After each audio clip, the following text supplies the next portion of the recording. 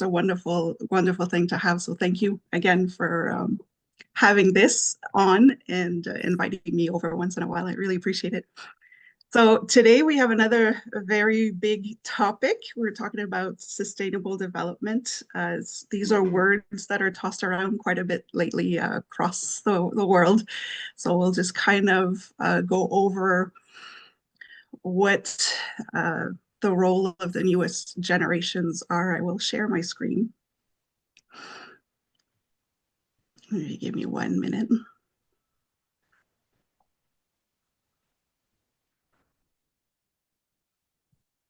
I hope you're going to be able to see this. Oh, well, hello. That you have my Zoom. Yeah, right. Are you able to see this one? Yes. Okay, perfect. I just wanted to make sure because I can't see anything anymore. So empowering change, of course, our youth is they're the ones who are taking over. They will be taking over, and we do need to get them involved. Now I will go over the reason why, but they do kind of hold the solutions that we're looking for, and so that's why it's so important to give them a head start on what they're taking over. Before I start, of course, David, you gave me a really great introduction. Very quickly, I am Danielle C. Baker, early childhood educator, and all of those nice things. Science is my first love. I always say it that way. I wanted to go into physics. I still do, actually. It might be later on. So there's a lot that you can, there's quite a bit that I do, but because of early childhood education, my background in that area, now we're dealing with older an older demographics. I guess I can't call them old yet, but our young adults or teenagers, it does kind of span, and what my knowledge kind of transfers over to the older ages as well. So that's why I like to take part into the youth leadership programs, because there's a lot that we can do there to empower them. And I wanted to do a side note because I just had some heat again from some of my mentors. They keep wanting me to change my picture to be more professional. But I always say, if you do not see me make this face when I'm around you, is because I don't necessarily like you. So I put it on when we're in virtual meetings. This is the real me. So I just wanted to kind of show you I do like this organization, and even though we don't work together, you will not be able to see me make that face. So I put it on as a picture. And today we kind of what we're going to be going over is why youth leadership is so important for sustainable development. We're going to identify some of the challenges we're facing today and in the future. We're going to talk about some solutions and grassroots actions, so what our youth can actually take over and start working on, and also how important it is to find those partnerships, and how to teach our youth where to look for the partnerships. And of course, true to myself, I'm going to put you to work. And we can't make a change if we don't put it into action. So we're going to put that into practice as of tonight or tomorrow. And again, always my little speech there on personal development is very important. We will take on all sorts of different classes, conferences, workshops, lectures, but if we don't do anything with it after, it is a waste of time. So it can also lead to burnout because you're constantly booking your schedule, your calendar with all these extra courses, and if you're not doing anything with it, you're really it's not beneficial for anybody. So set some clear goals today as to what you would like to take away, or if there's anything that you would need support with, take action immediately within the first 2 days of you attending a lecture or a class or a workshop or a webinar. Take action. And I'm going to save you that part today. We're going to do something right away, and keep reflecting, keep going back on it to see if you are actually where you wanted, expected to be, I should say, or where you could need more support. So we're going to jump right in with why youth leadership is so important when it comes to sustainable development. I'm giving Ghana's statistics. It's not quite the same everywhere across the world, but when we're looking at the fact that nearly 60% of Ghana's population is under 25, That is, I would say, the number one reason why it's so crucial for the youth leadership, especially when it comes to sustainable development.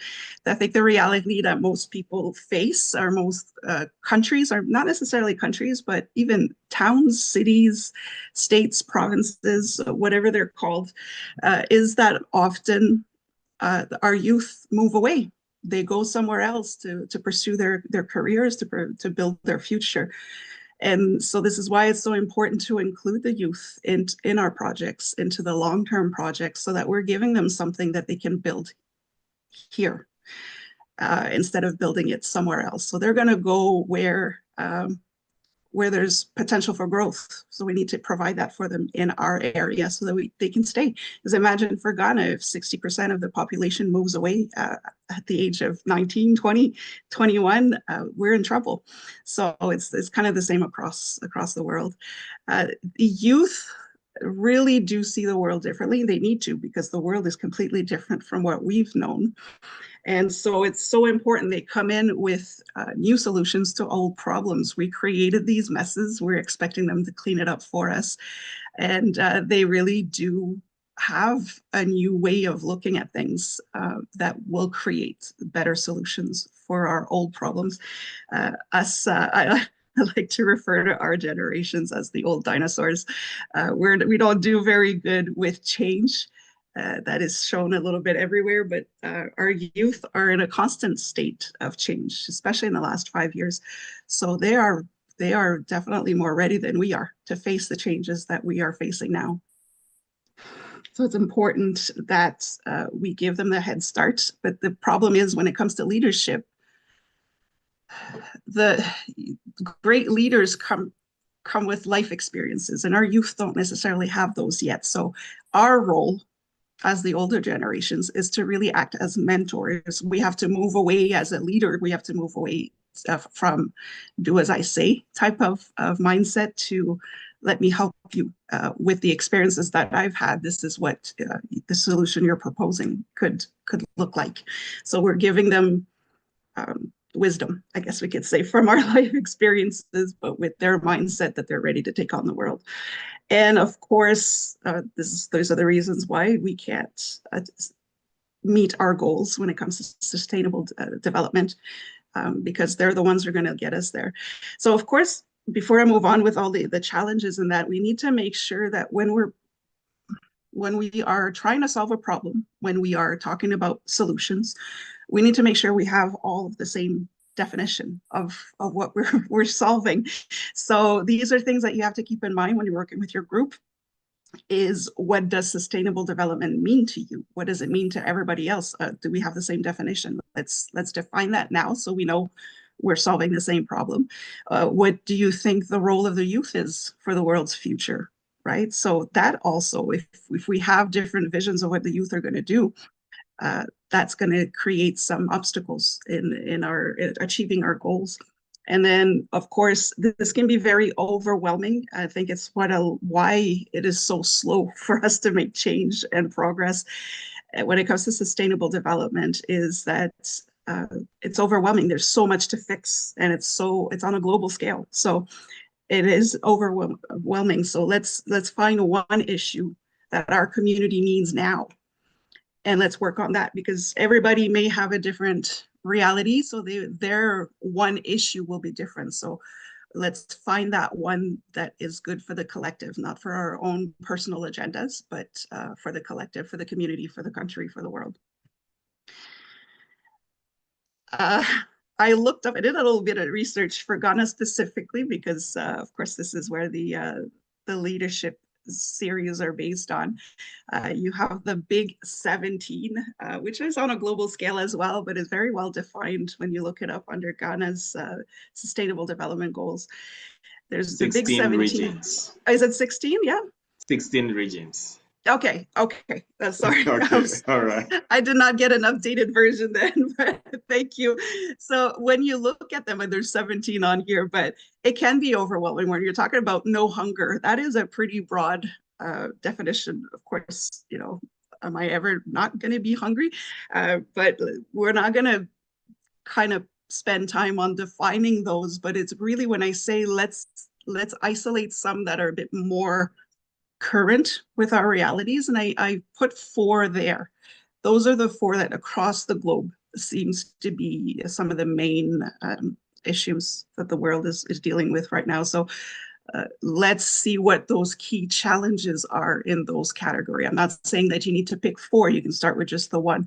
But, if we're going with quality education, what can we do to make sure that education is accessible to everybody, even in the rural areas, even with people that, if they don't have access to technology, how can we support that for them to be able to have access to the resources that they need to make sure that they have the right education? What kind of funding can we provide? Those kind of things. Healthcare, of course, with our aging population, this is something that uh, is very important. And where I am, the majority of the population is the aging population. So what can we do there to improve the healthcare to better support that community, and so on? So it's to find really, we can't solve all the world's problems at once, but we can do it one at a time. So let's find the ones that are very important to our community now, and then that kind of snowballs into going further afterwards. So let's not overwhelm ourselves. We can do it exponentially, but we have to start with one. And we're going to move on now to grassroots actions. I really like this. Simply because I'm a very visual person. So grassroots to me makes it very clear. We're starting from the bottom up. And I mentioned that in the entrepreneurial leadership subject that I touched on last month. But we really need, if we want to find the solutions, we need to go to the people who are living that reality. So as an example, we given agriculture, we should be speaking to the farmers about this. What are your true needs? Not what I think you need. And what are your realities? What resources do you really need? So the real changes really start from the bottom up. It's not from the top tier who doesn't live that reality, who thinks they know how they can solve it, and then finally somehow trickles down to the people who actually need it. So grassroots actions are very important for permanent change and positive change, because we're really starting from the source and then moving outwards. It's radiating outwards afterwards.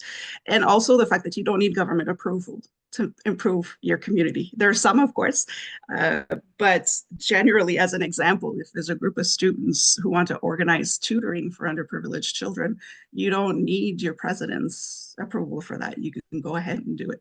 So there's no wait time, there's no red tape, there's no loops. You just go ahead and do it. And that eventually snowballs into something where you can change policies because now you have results. So it's very important to kind of look into what can we do here, start very small with very little resources. For example, bamboo bicycles was one of the grassroots actions that was taken, where we have affordable and eco-friendly solutions to transportation as one of them. Let's Talk Consent was also something that came up, where students came together to talk about inequalities. Those kind of things, it didn't take much. Just talking doesn't cost anything. So we can start there. Moving on to the next one. This is kind of how we get started, because there's a lot going on. How do we get started? This is kind of my blueprint. So you can always kind of, if you want to screenshot this or come back to the replay later and take notes, this is basically what you could use in class or in your programs, or even give it to your youth leaders, the youth that you're training, for them to say, okay, start this project. This is your blueprint. This is how to do it. They always, of course, identify a local problem. Like I mentioned earlier, you want to make sure everybody has the same definition of that problem, right? And that it is actually something that is for the collective, not just for you to look good. Choose a specific achievable goal. Again, it can be very overwhelming when we say we want to end hunger. Okay, that's very broad. How are we going to do that? So achievable goals, very specific. And then you're going to find your team. The most important thing here is like-minded people. Yeah, I really have to make sure that you have people that have the same vision, that really do believe in the mission. Otherwise, you're going to end up sabotaging your project. So you really do need to find people that are on the same wavelength as you. Start small, always very minimal resources. I'll give the example of, in this picture, you have community gardening. You can start very small by just, asking your neighbor, the next time you cut into your pepper, can you save me the seeds? This is how you get your seeds. Or you go to the local food shop and say, would you mind donating some of your overripe fruits and vegetables so you can collect the seeds that way? Ask people around if they have soil that they can pass or anything, go to your fertilizers, you can get the manure and things like that. So you can get very creative with very little resources. You can kind of get schools involved in coming to help to plant the seeds. You're teaching the children how things start growing so they can also start at home, that kind of thing. So you don't need a lot of resources to start. And this is what's great about the grassroots projects is you're really starting with nothing. You don't need a huge budget to start. And get your youth involved. They are very creative. They will tell you right away what they could do. They'll think of things that we've never thought of before, and they'll find a way to make it work.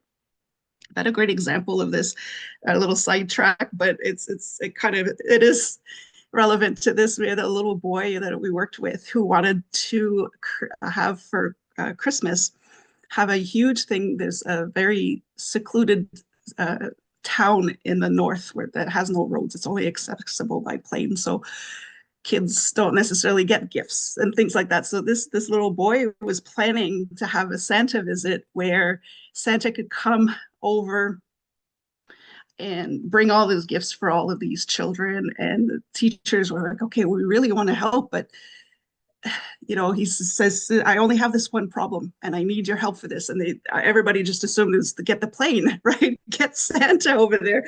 And he's like, no, my dad drives helicopters. I have that. I need a Santa suit, so let's not let's hear what the youth have to say. Sometimes the bigger problems, they already have the solution for it. It's the smaller one. So all he needed was a Santa suit. That was doable. I love that story because it gives a great example of, even a little 8-year-old boy had a plane or a way to fly. The adults didn't. Track your progress. This is definitely one of the most important. This is the one that most of the time, the reason why grassroots projects don't work is because we don't track our process and our progress. So you have to measure how things are going, where things can be improved, where things are thriving.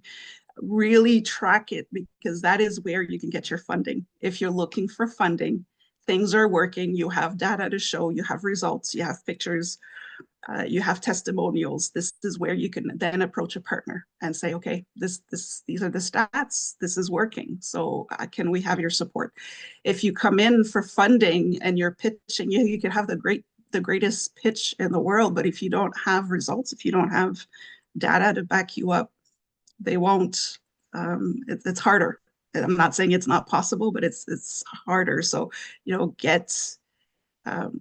get your feedback, get your data, track the progress, and show them how you're problem solving. And that makes it a lot easier to get your funding.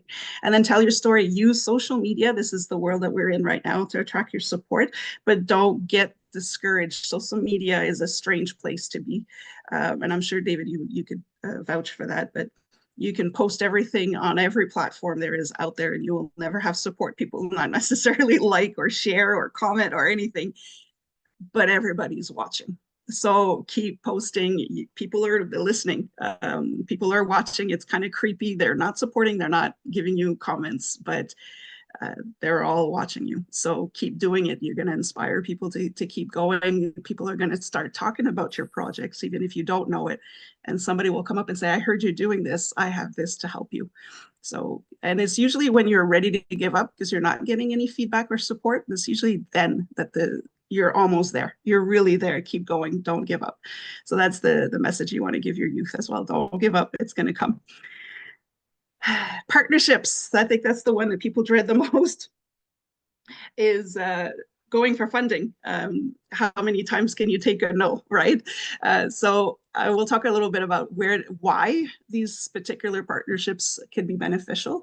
But I'm going to throw in something. These are the ones that are most traditionally the ones that we go to. So of course, government programs, especially if you go with local officials, they, if you gain their support, they will be the ones then who can make some changes in the policies to enable the change in the environment as well. So when it comes to politics, of course, it's all about who you know, but getting the local supports, mayors, it depends on what your political structure works like, but uh, representatives or ministers or whoever, you approach them to say, this is what we want to do to improve our communities. And a lot of the times they will support you. Of course, that's part of their mission as well. NGOs and non-for-profits are great as well. They're great to provide funding. They're also great for mentorship or training or just to share their expertise. So it is great to work with them when you can, because they also have a broader audience that they can get to, or they also have connections with the government to be able to make long-term changes. So they're great to go with as well. Schools and universities are great to leverage if you have research to do, if you want more data. You could also get student engagement. So I like to use schools, universities even. For example, the project with the gardening that I was giving earlier, you get the elementary schools or church Sunday schools to come in to support. So you have your manpower there. You can also have in universities, this is where a lot of the grassroots projects as classroom projects or as a midterm or anything. So you can actually incorporate it into the curriculum. So you're starting to change the culture there as well, which is great. Local businesses are great to support you. They can support you with resources, with materials, a little bit of funding. I know here local businesses love that, they support sports team, they support all sorts of organizations. It looks good on them because they're giving back to the community. So the community comes, and it's great advertising for them. If you want to get them on the money side to say, hey, this is great for you. And of course, social media influencers. If you pick somebody, this is where the youth thrive. You don't even have to figure it out; they will figure it out for you. But if you find influencers or certain business pages that share the same vision, or they're working for the same cause, then they're putting you in front of your actual audience. So you'll get more noticed. People will more views. People will talk about it a lot more. So that could be very helpful as well. These are all great, and this is where I put a twist on it. Uh, they're great as long as you get the funding and you get the support, right? With budget cuts and everything, you're not always. So you could be part of an NGO or a government program, but then the funding gets cut and then you're left high and dry. So it's important to look at ways that you could be self-sufficient as well. This is where the entrepreneurial side of things can be very helpful when you become self-sufficient in the process later on. So those are more long-term goals. So that's really the main reasons why you want to go with partnership is you just can't do it alone. It's too much, and everybody's working for the same concept. So there's a lot of people who can help you. We're helping the world. We're not just helping ourselves. So the best way to approach partnership, and this, I'm showing this just so you can prepare the youth when they need to go and do this, is really do identify the organizations, the causes, the influencers that are aligned with your project or your cause, and prepare a short pitch, very short. Like I said, we were taking people's time. You don't want to have a 20-page presentation, but this is where AI can really help you. You just prompt all the information you want to put on there. In 3.5 seconds, you have a pitch, and then you can just kind of embellish it to present it. So you come prepared. You're showing them that you're serious about this, and you add your data, you add your progress, so that you're showing them facts and results, and you showing the impact that has on the community so far by yourself. So now they know that you're serious, and they know that you're already doing the work. So there's less loss involved for them. So those are the short version of how to approach your partners or future partners in your projects as well. And swear I'm going to put you to work. I did shorten the presentation this time. So what action can you take this month? And I'm not giving you like today, what are you going to do today? But think about it this month. Have a look at what your community would need right now. It doesn't have to be your community. It can just be your neighborhood, your block, your street, your church, your school, and see what could, what action can you take to start a change this month? And for the youth who are watching, then, get together with some friends and brainstorm a project in 30 seconds. It's just 30 seconds of your time, pick a topic, put topics in a hat, pull it out, and 30 seconds, just a pure brainstorming. And you'd be amazing at how many solutions you can come up with. Bring that up to your youth leaders, bring that up to your teachers, your ministers, your pastors, your parents, and see how you can get that change done. It's always beautiful to see it work. So again, our our youth are really, they need our help, they need our support and our mentorship, but they do need to start leading now. The future starts today, so they need to be involved today. It starts from the bottom up. So again, let's not start with the president. Let's start with our community. What do they actually need? And let's build it up. And of course, collaboration. It's not a competition. It's not who can do it best. We're doing this for a very long-term results for us, our generations, my generations and older. We're not going to see the results. So this is selfless, right? We're doing this so that our grandchildren can see the results, that our great grands can see the result. So it's very important to start and to involve our youth so that they build up the life experiences they need to become great leaders later on. And of course, can't leave this topic without a great quote from Kofi Annan: is the youth are not only the leaders of tomorrow, but they are the leaders of today. So even he knew from a long time ago that the youth needed to be involved. And that's it. We're going to keep conversation going. I kept it very short and again, very simple, because this is how we need to start. We need to start simple. We can't be solving the world's problem all at once. It's not going to work, but a little bit at a time. And I want to thank you again for taking the time to look it over and have a look at the replay if you missed a few things. Thank you, David. Thank you very much. Impressive presentation. I'm tempted to ask, do you have a timer close to you who is watching the time? Or this is just you timing yourself, because you are right on time? It was And a happy, go a ahead. happy coincidence, a very happy coincidence. Yeah. So to our viewers and followers, students who are with us today, yes, so today we decided to go for 30 minutes because sometimes, because of question and answers, we get to go into the usual 1 hour, and that is affecting some people. And so we have to make sure that we keep to our time. 1 hour exactly, we have to be done. We need to be done. So tonight we're trying to keep to that time. It is the question time, but I want to welcome all of you once again. This is the David Ddouglas Leadership Forum, our weekly leadership series. And tonight we are talking about, change. We're talking about change and sustainable youth development. So that is what the topic is about tonight. And our speaker has been Daniel C.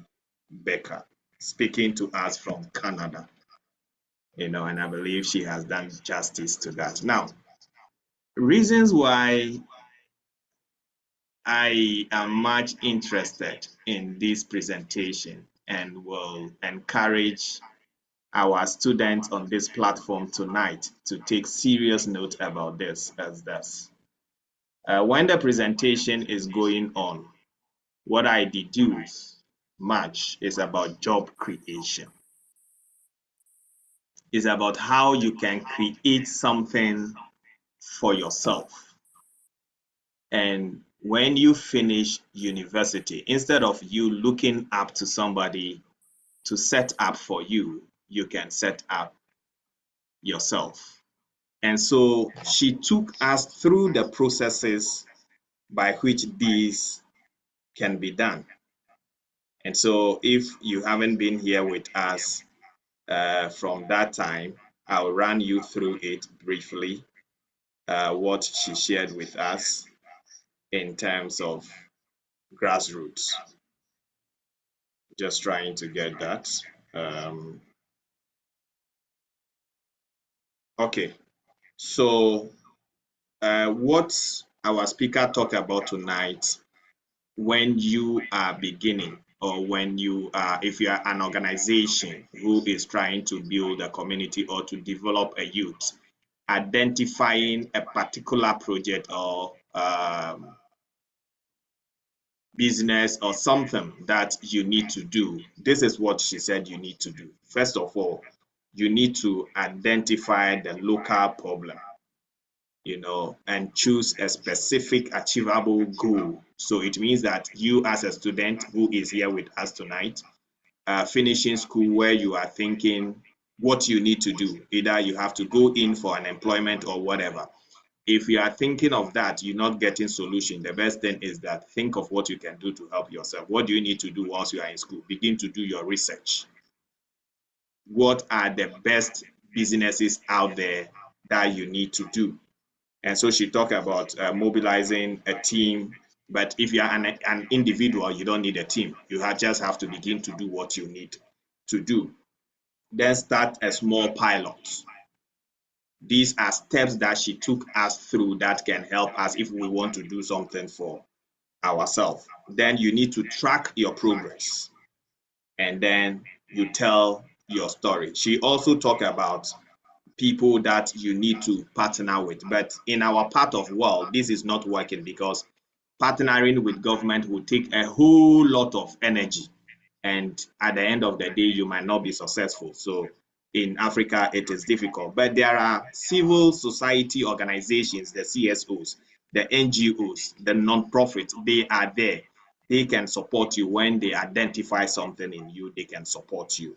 Then maybe your schoolmates, the universities and things like that. Local businesses, that is somebody, you can start something and somebody said, okay, I want to make investment into what you are doing. Another tool that you can use to amplify what you're doing is the social media influence, where you put your businesses out there and people get to buy. So these are the series of stages that the speaker took us through tonight. So we are back here for question and answers. I have seen Prof. PK here with us. So I want to give him the first opportunity to give us his thoughts on this. We have two Richardson with us. At the end of the day, we'll be finding out, because we have one Dr. Trenice Richardson from the USA and Professor Richardson also from the Manchester Business School. We want to know how these two come together. Anyway, Prof, good evening to you. Yeah, good evening, David, and good evening, everybody. And thank you very much, Danielle. Danielle, are you based in Ottawa? Yes, I am in Ottawa. Right. It's a city I love very much. I come to Ottawa every year because my junior brother used to be professor at Algonquin College.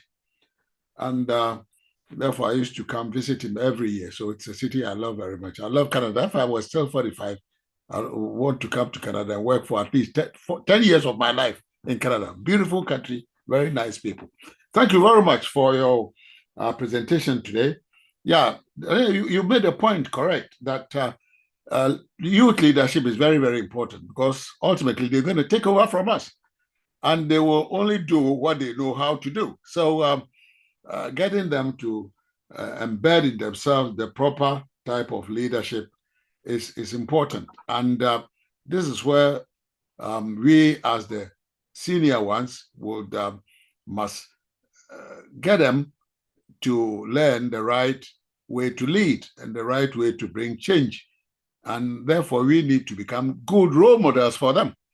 And David, if you remember, we started leadership training programs for people in secondary schools, because we believe that if we started with the youth, the very young, the 10-year-old, the 12-year-olds, and embedded good leadership ethics in them, then they will grow, not to pick up from the big ones what they do, the corruption and the cheating and stealing and so on. That goes on, and they will have a new face in their lives and in the country. So very, very important that we actually spend some time dealing with leadership for the youth so that they will be prepared to come and do the right thing. So thank you very much. I enjoyed the session, Danielle, and maybe, David, we should do more with regard to getting these young ones to imbibe the proper type of leadership so that when they take over, they can actually do it right and do it different from the way we have done it, blowing everything for our country. Thank you, Danielle. Thank you very much. Thank you very much, Prof. That's Prof. PK speaking to us from the Manchester University, UK. Thank you very much. So it is the question and answer session. If you are here with us tonight, you have any question or need more clarification in the topic tonight, I will give you the opportunity to do so. I can see the hand of Enoch Ddouglas. After Enoch Ddouglas, I'll be coming to Dr. Trinis to also give us what is her views on the presentation tonight. Before I pick Enoch, our speaker, do you have something to say about what Prof. Pike said, or that is okay? No, that is okay. He's absolutely right about setting the right the right roles, because our youth do learn from actions, not words. So they will pick up from our example. So setting the right role models is so important to be able to move away from the bad habits we've picked up along the way. So thank you very much, Professor, for sharing that. Is very powerful. Excellent. Enoch, you want to unmute yourself, introduce yourself, where you're connecting from and who you are, and go ahead with your question. Thank you, Daniel. Thank you. Carry on. Yeah, hello. Good evening. Good evening, Enoch. Where are you connecting from? Okay, so this is Ddouglas Enoch calling from Pentecost University, the president for DDLF campus chapter. Oh, okay, yes. Okay, good. Go ahead. And I want to thank the presenter, Madam Danielle C. In fact, thank you so much for the powerful presentation. I would say it's a very powerful one, of course, because I have learned a lot here. But I have a little question I want to ask here. So in your presentation, you talk about how to start a grassroots project. And then the first point you made was, we first have to identify a local problem. Then we choose a specific and then achievable goal. Now, my question here is, as a student in the university, sometimes, even though that's going to be a local problem because this is my locality where I stay, but what if the problem you have identified being your local problem is non-achievable? Because when you are looking at the problem, you are looking at a lot of resources that have to go in, and then you can't really do it all by yourself. And then in our setting here, partnership, you spoke about partnership to create impact, where in our setting here, partnership is kind of a little bit difficult. So how do you go about it? This is the problem. You have spun it, but is it achievable? No. So how do you go about it? Thank you so much, Enoch, for bringing that up, because it is kind of a utopian view of how we can solve a problem. We have to look at the steps that I've given are, of course, just kind of an overview. This could be a long-term project, right? That we're not going to achieve if we want to have a quality education. If we want to offer, I'll give that as an example, quality education to everybody in our community, to everybody in our country, we will need to start very small. We're not going to be able to get free education for everybody in the country tomorrow. So we have to that's our long-term goal, but first term would be, for example, where the very little resources could be, I think I've given that example as students from high school students or university students offering free tutoring for some of the elementary school students that may be struggling with reading and mathematics, and give them the basis there. They could be reading at the church, or if you have community centers where they can read to the little ones, to start promoting literacy and learning how to read and write. Those are the little steps. When we're talking about grassroots, we're talking about very, very small. So what I'm hearing, Enoch, is, of course, you have a great big project in mind, and we're looking for that final goal, but let's break it down into steps, to say, where could I start? And then move from there. The funding will come later. You need to start small and create a little community that believes in it, and then it's going to grow and grow and grow, and eventually you will get to your funding. But that's not going to happen overnight, unfortunately. We wish we could, but it wouldn't happen that way. Thank you very much. Enoch, I believe that answers your question. So I want to pick Dr. Trinice to give us her idea. I know she's joining us for the very first time, but Doc, can you share your thought with the presentation tonight? Can we know what your thoughts are with the presentation? Kindly unmute yourself and let us have your views.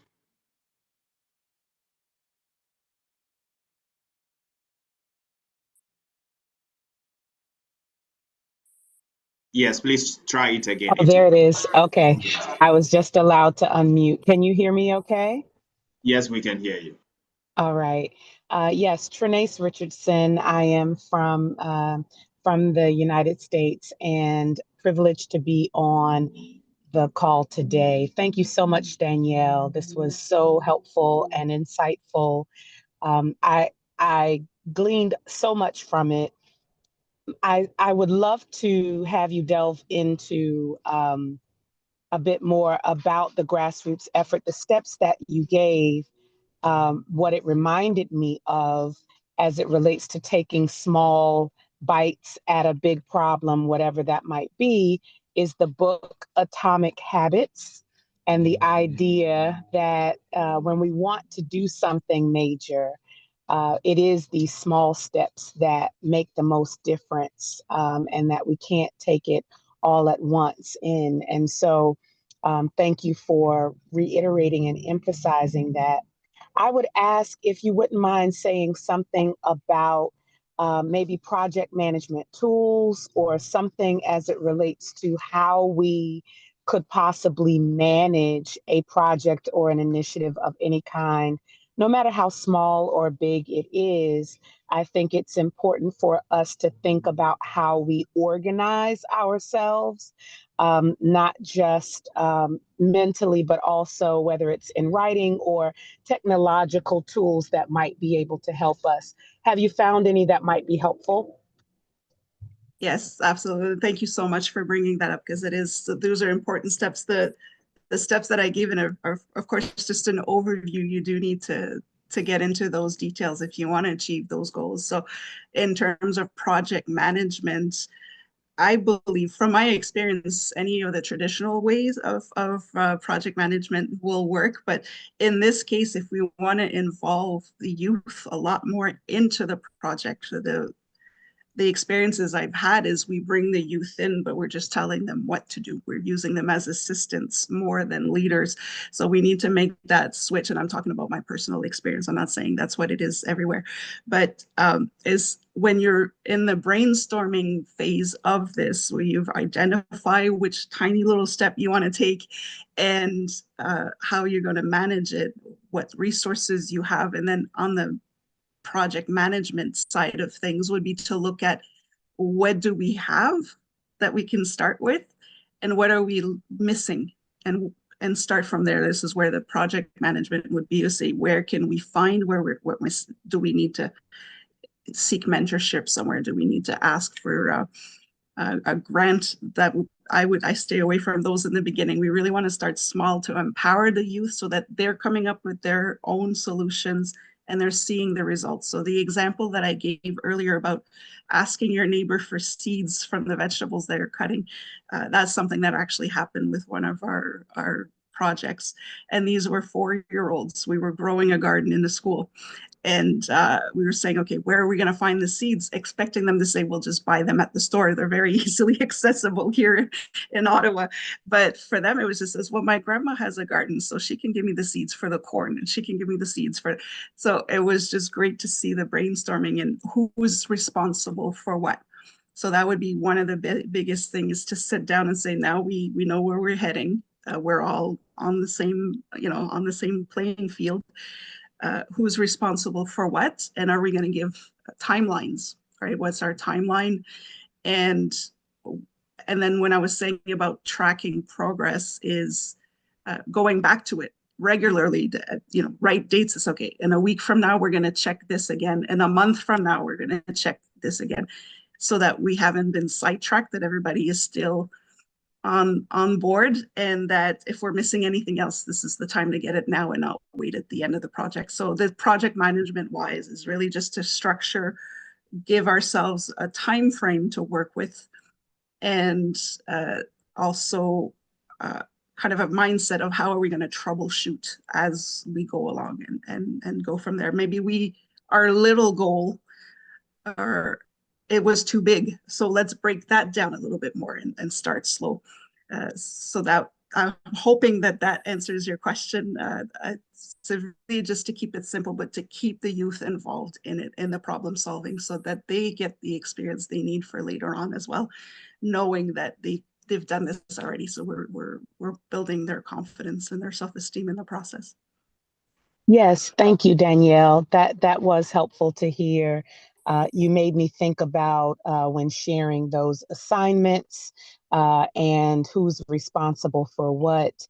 One of the things that has become a lifesaver for me has been Google Drives that can be shared amongst the entire team, whatever team that might be.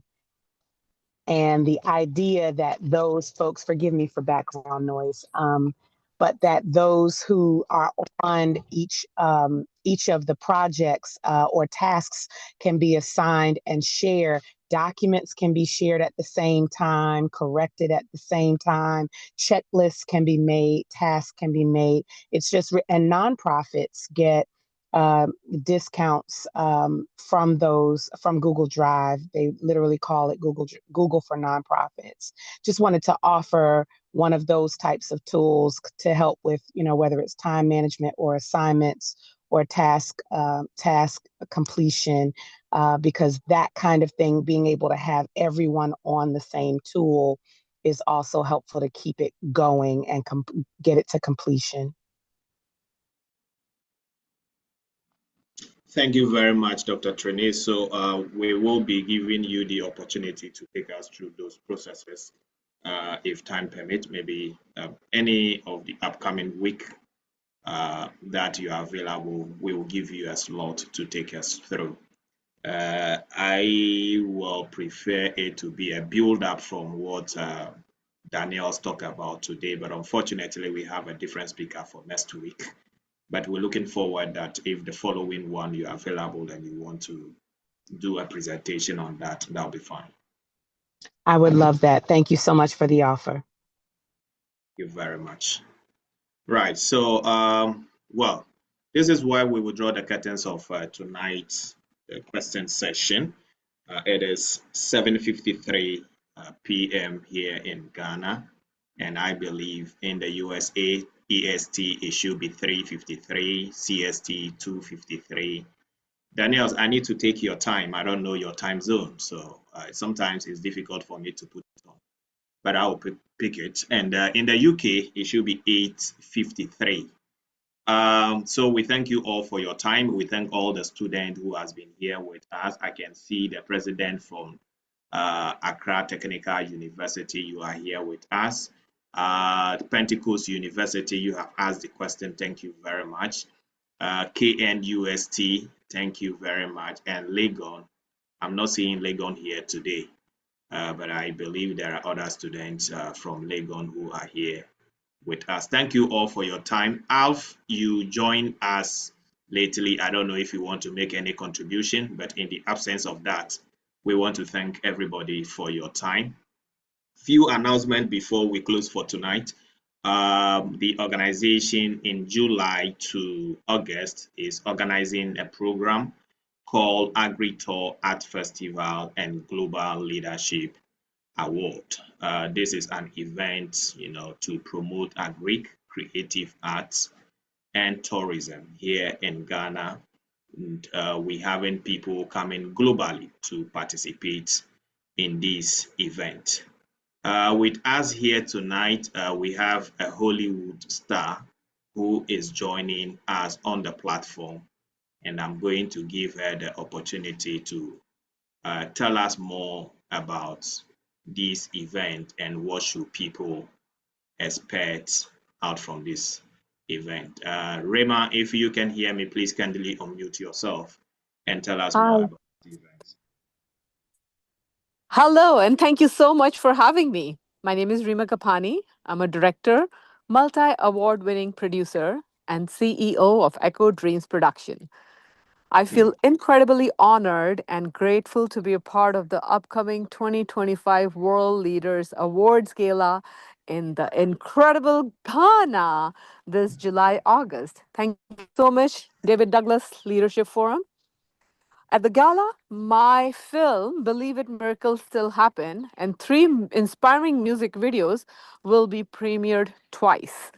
And I will also begin filming scenes for its powerful sequel, Miracles 2.0, in Ghana, along with the shoots in Bollywood, Mumbai, and primarily in USA. This project is a heartfelt collaboration across Hollywood, Bollywood, and Nollywood, bridging cultures and promoting love, peace, healing, and unity through the transformative power of arts. So I'm also really excited, actually, about my performance. I'm going to be performing a beautiful dance with an amazing local dance team at the gala and during the Agri Tour Festival. So it's truly a blessing to celebrate culture and global connection through creativity and movement. Thank you so much, King David, for allowing me to tell everybody the vision and mission of July and August, the 2 weeks that we have planned for the 2025 World Leaders Awards Gala, and of course, the Agri Tour Festival. With deep gratitude and a lot of excitement, I look forward to this journey and to sharing art that brings us all close together. Because at Echo Dreams Production, that's exactly what we believe in. Our mission is to promote love, peace, healing, unity, bridging cultures, and bringing people together. So, taking the mission forward.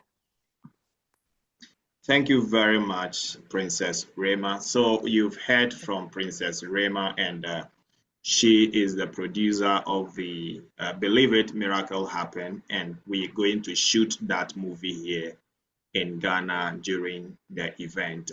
Princess Rema worked alongside Dr. Kalila Camacho Ali, who is the former wife of the legendary Muhammad Ali. So all of them will be here with us from the 29th to the 9th of August. Correct. There are tailored programs that covers each day for these 9 days that this event is going to take place. So as she did mention, on the 29th of July, we're going to premiere the movie that they have produced, Believe It, Miracle Still Happen, here in Ghana and at the Silverbird Cinema at the Accra Mall. That will be in the evening sessions in a company of other dignitaries who will be participating in this event. We're looking forward to receiving the first female president of Ecuador, Rosilia Arteaga, to honor this great occasion.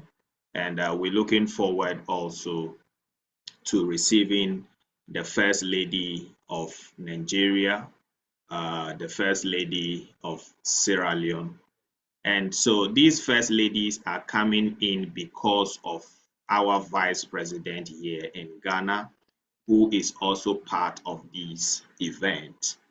and hair taste or hair edge to promote or empower women. And so these first ladies that I have mentioned are having programs that actually future into what she planned to do. So section of the program will be having that. We also have the AU commissioner who will be here with us on that day. Next week, I'll give you more details on what these people are doing. But if you want to be part of these events, if you want to be part of it, what you need to do is to visit our website, which is www.ddlforum.com. When you go to the site, you wait, you will see the event, rolling up. Go to event detail, and then you can see registration. Go to registration, you can do your local registration. If you are registering here in Ghana, your registration fee is just 4,000 Ghana cedis, and these 4,000 Ghana cedis is taking care of your movie ticket to watch Believe It, Miracles Still Happen. These 4,000 cedis take care of the tour, because we will be embarking on the 4 days or 5 days tour, which will route us from Accra to Cape Coast to Kumasi and to the Upper East and back. So the 4,000 cedis is part of all these, where you're going to sleep, the food that you will eat, the networking and all that. They are all in the 4,000 Ghana cedis. So visit our website and do your registration today. We will have the MP also from the UK, Bell Ribeiro Adi, who is a member of parliament for the United Kingdom, also honoring this occasion. Next week, I will talk to you about all other dignitaries that are coming into this event, but it is a place for networking, and it is a place for you to come and meet with these global leaders where you can network with them. So we're looking forward to seeing you. The dates for this event is beginning from the 29th of July, and it will end on the 9th of August. You have heard from Princess Rema. She will be producing the movie here in Ghana, Believe It, Miracle Happen, point 2.0. Make it a Yes. point. Yes, make it. Thank you, King David. If you can also let everybody know that if they are interested in having a little role in the movie, to reach out to you, and of course also for the tickets of the premiere. Right. So we will talk about the ticket of the premiere from next week, because I want us to have the ticket ready. Then I will also tell you where you can get all these tickets to buy. But Princess, are we expecting some people from India? We are working on that. Yes, there is a lot of excitement, and a lot of people are interested. So yes, it's work in progress. Thank you very much. So this is our upcoming event, which will take place from the month of July to the month of August. This is a global leadership program, and we are expecting the world to gather here from within that period. And so Yes, make it a King time David. to be with us. Yes. Yeah, so we All do right. have a lot of celebrities joining from US, and we're working on the celebrities on India also. So Hollywood, Bollywood meets Nollywood, so to take the mission forward. Yes. Thank you very much. So we thank everybody who made time to be with us here. This is where we will close the curtains of tonight's session. Follow us on our social media platforms, Facebook at the David Ddouglas Leadership Forum. Like, share, and then also on YouTube, it's the same David Ddouglas Leadership Forum. Like and share. So if you are interested in what we're doing and you want to, perhaps you need our contact, that you need to contact us, you can reach us on this following number, +233 243 393121. I'm taking the number again, +233 243 393121. If you also want to support what we do, the same number is a Momo number. So you can send your Momo to that same number and we will receive it.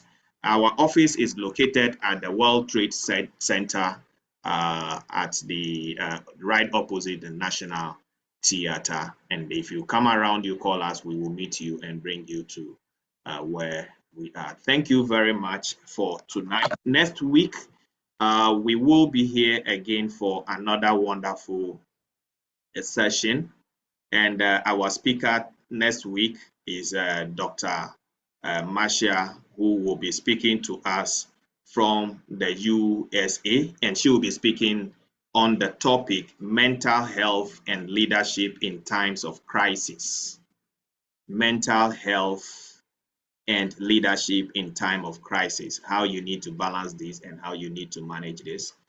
Coming up as a youth and as a leader, it is important that we need to know all these tips and it will help us as we grow into leadership. So make time to join us next week. And until we meet again, peace, shalom to all of us. Have a good evening, good morning, good afternoon, depending on your geographical location. Till we meet again, we say peace to you all. Bye-bye.